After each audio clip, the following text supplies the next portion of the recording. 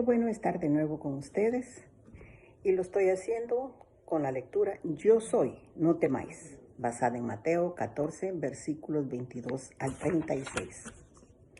Y dice, el lago de esta historia es más conocido como el Mar de Galilea.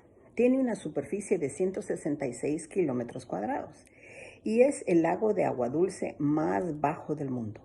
En esta masa de agua las tormentas son comunes debido a las diferencias de temperatura entre la costa y las montañas a su alrededor. El pasaje nos narra que los discípulos ya se habían alejado de la orilla del lago y las olas golpeaban la barca y navegaban contra el viento.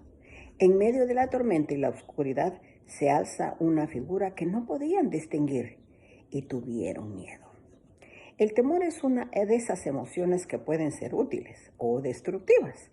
No es útil cuando vemos un peligro inminente y el temor nos lleva a tomar decisiones rápidas, como cuando un niño cruza la calle sin considerar el auto que se acerca a toda velocidad. El adulto que lo ve, asustado ante la escena, se lanza para quitarlo del camino. Ese es un temor útil, por así decirlo. El otro tipo de temor es el que destruye, el que paraliza. Ese fue el que experimentaron los discípulos aquella noche ante la figura que sus ojos y sus mentes parecían transformarlas.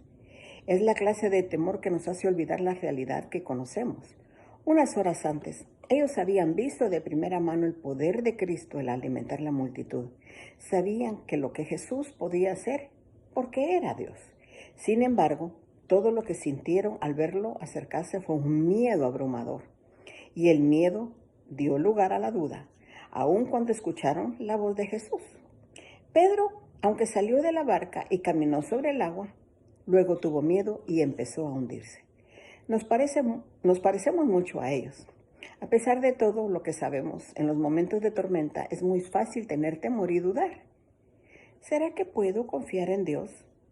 ¿En verdad su palabra es suficiente? Las palabras de Jesús deben ser el ancla de nuestro barco. Yo soy, no temáis.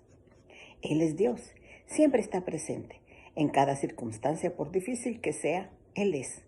Y por eso nos dice, no temáis. Piénsalo. Lo más difícil que tenemos de este lado de la eternidad es la muerte. Y Cristo la venció. Todo lo demás palidece ante esa realidad. ¿Por qué habremos de temer? Si Dios nos demostró su amor y nos dice que cuando estamos en Cristo, nada nos puede separar de Él.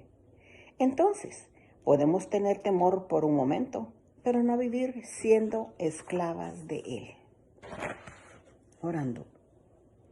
Sí, Padre Celestial, gracias por ese amor tan grande que nos tienes, que disipan nuestros temores. Y que aún sintiéndolos de vez en cuando, Padre Celestial, porque continuamos siendo humanas, sé que tú estás a nuestro lado para sostenernos de la mano y llevarnos a donde necesitamos ir. Gracias por tu fortaleza. Gracias por tu fidelidad de estar siempre con nosotros. Te lo agradecemos, Padre. En nombre de Jesucristo, tu Hijo y nuestro Salvador. Amén.